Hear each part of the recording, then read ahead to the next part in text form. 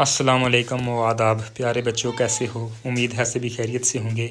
अल्हम्दुलिल्लाह मैं भी खैरियत से हूँ। तो बच्चों, आज हम एक नया सबक पढ़ेंगे, एक नई कहानी पढ़ेंगे जिसका अनवान है नेक आदात, यानी कि अच्छी आदतें, अच्छी खसलतें। इंसान को इसकी आदतों से पहचाना जाता है, चाहे वो अच्छी हों या बुरी हों, उसी से उसकी पहचान होगी।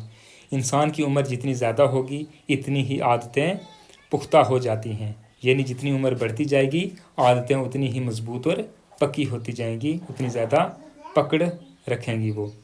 आपकी उम्र आदतों को बनाने की उम्र है। जो आपकी बचकाना उम्र है, अभी बचपन की उम्र है, यही अच्छी आदतों को बनाने की उम्र है, ना कि बुरी आदतें बनाने की उम्र।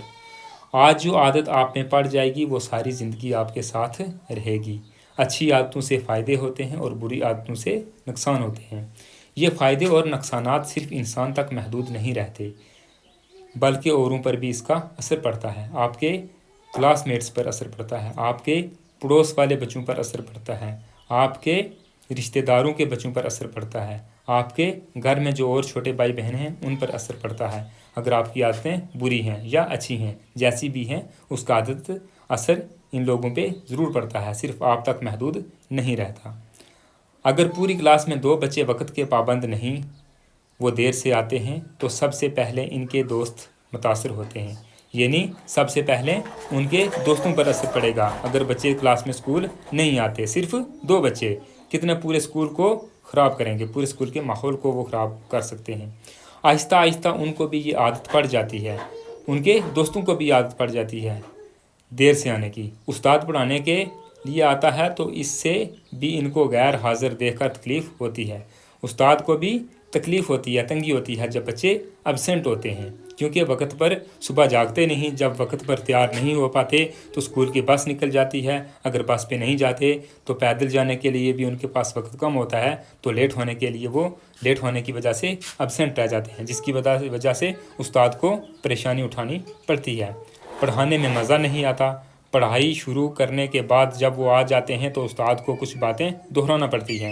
मिसाल के तौर पर बच्चे लेट हो गए, उस दिन आ नहीं सके, दूसरे दिन आए, तो फिर तो बहुत ज़्यादा परेशानी होगी। अगर वो देर से आए, मसलन क्लास में 10 मिनट लेट पहुँचे, तो वो चीज़ें जो उस्ताद ने ऑलरेडी पढ़ाई हैं वो उस्ताद को दोबारा दोहरानी पड़ेंगी, जिससे उस्ताद को वो पढ़ाने का मज़ा नहीं आएगा, जिससे और बच्चों का भी वक्त ज़िया होगा। यानी उनको जब वो रिपीट कराएगा, उस्ताद दोबारा दोहराएगा, तो जो बच्चे आए थे तो उनका भी नुकसान होगा, उनका वक्त बिला वजह ज़िया होगा।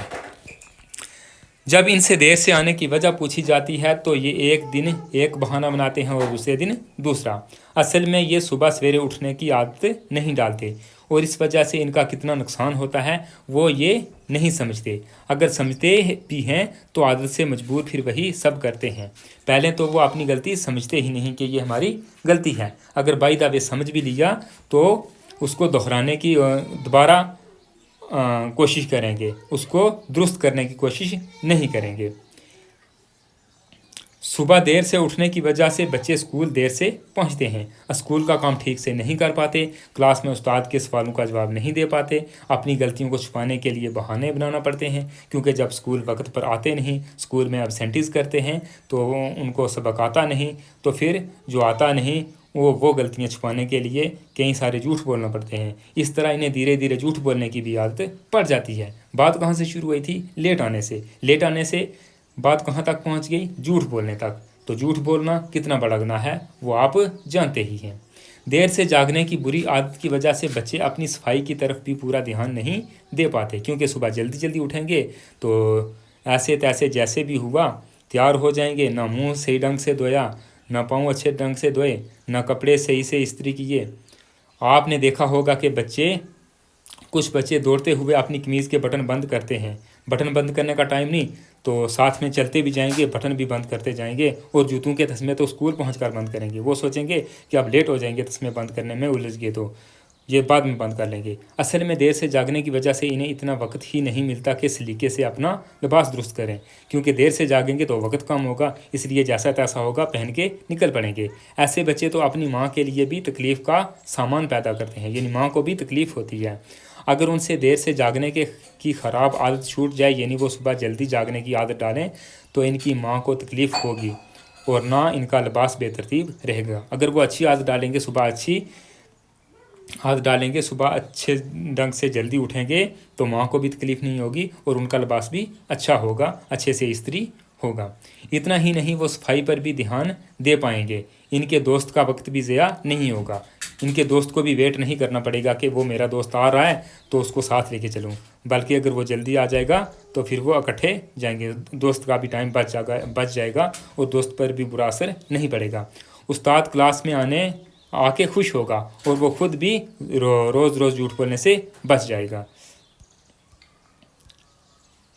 وقت پر کام کرنا بھی ایک اچھی عادت ہے۔ داناؤں کا قول ہے، یعنی عقل مند لوگوں کا قول ہے، آج کا کام کل پر مت چھوڑو۔ جو بچے یہ سوچ کر شام کو زیادہ دیر تک کھیلتے ہیں کہ اسکول کا کام کل کر لیں گے، ان کا کام کبھی پورا نہیں ہوتا۔ کچھ کل پر چھوڑ دیتے ہیں، کچھ سوچتے ہیں کہ پہلے کھیل کود کے آئیں پھر بعد میں کام کرتے ہیں، اور جب کام کرنے کے لیے بیٹھیں گے تو جلدی جلدی سے اپنا کام کریں گے۔